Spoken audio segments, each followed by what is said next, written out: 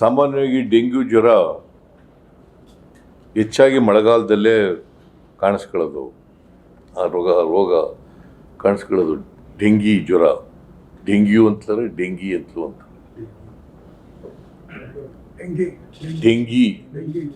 Dengue ಅಂತಲೂ ಕರೀತಾರೆ, dengue ಅಂತಲೂ ಕರೀತಾರೆ.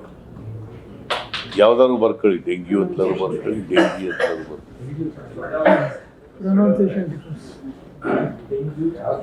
ಈ ಡೆಂಗಿ ಜ್ವರ ಇವತ್ತಿನವರೆಗೆ 7,362 ಪ್ರಕರಣಗಳು ಪತ್ತೆಯಾಗಿದ್ದಾವೆ. 7,362 ಪ್ರಕರಣಗಳು.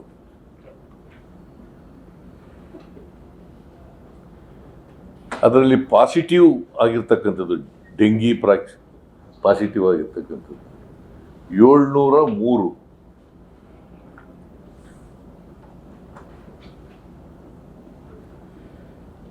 ಇಲ್ಲಿವರೆಗೆ ಡೆಂಗಿ ಜ್ವರದಿಂದ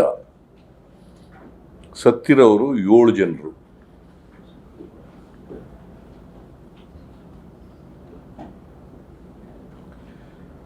ನಾನು ನಿನ್ನೆ ಟೆಕ್ನಿಕಲ್ ಕಮಿಟಿ ಮೀಟಿಂಗು ಕೂಡ ಮಾಡಿದ್ದಾರೆ. ಟೆಕ್ನಿಕಲ್ ಪರ್ಸನ್ಸ್ ಇದ್ದಾರಲ್ಲ, ಇದ್ರ ಬಗ್ಗೆ ಪರಿಣಿತರು, ಅವ್ರದ್ದು ಮೀಟಿಂಗ್ ಮಾಡಿದ್ದಾರೆ.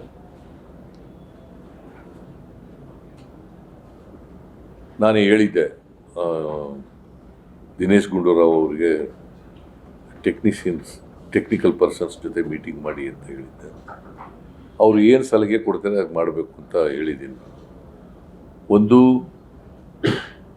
ಸೊಳ್ಳೆಗಳು ಎಲ್ಲಿ ಉತ್ಪಾದನೆ ಇರ್ತವೆ ಅವು ಸೊಳ್ಳೆಗಳನ್ನು ನಾಶ ಮಾಡ್ತಕ್ಕಂಥ ಕೆಲಸವನ್ನು ಮಾಡಬೇಕು. ಯಾಕಂದರೆ ಇವು ಒಳ್ಳೆ ನೀರಿನಲ್ಲಿ ಸೊಳ್ಳೆಗಳು ಇದನ್ನು ಮಾಡೋದು, ಲಾರ್ವಾ ಉತ್ಪಾದನೆ ಆಗ್ತಕ್ಕಂಥದ್ದು. ಇಲ್ಲಿ ಈ ಇದರಲ್ಲಿ ಡ್ರಮ್ನಲ್ಲಿ ನೀರಿಡ್ತೀವಿ, ಪಾತ್ರೆಗಳಲ್ಲಿ ನೀರಿಡ್ತೀವಿ, ಇನ್ನೆಲ್ಲೋ ಸ್ಟೋರೇಜ್ ಮಾಡಿರ್ತೇವೆ.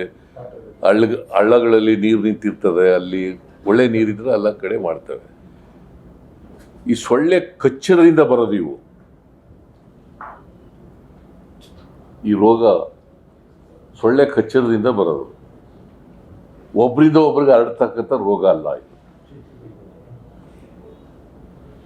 ಈಗ ಸೊಳ್ಳೆ ಕಚ್ಚಿ ಡೆಂಗಿ ಜ್ವರ ಬಂದಿದ್ರೆ ಇನ್ನೊಬ್ಬನಿಗೆ ಹರಡಲ್ಲ.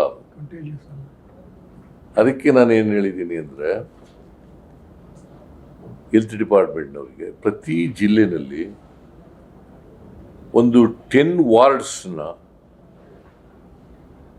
ಡೆಂಗಿ ಜ್ವರ ಬಂದವರಿಗೇ ರಿಸರ್ವ್ ಮಾಡಿ ಅಂತ ಸಲಹೆ ಕೊಟ್ಟಿದ್ದೀನಿ. ಪ್ರತಿ ಜಿಲ್ಲೆನಲ್ಲಿ, ಪ್ರತಿ ಜಿಲ್ಲಾ ಆಸ್ಪತ್ರೆಯಲ್ಲಿ.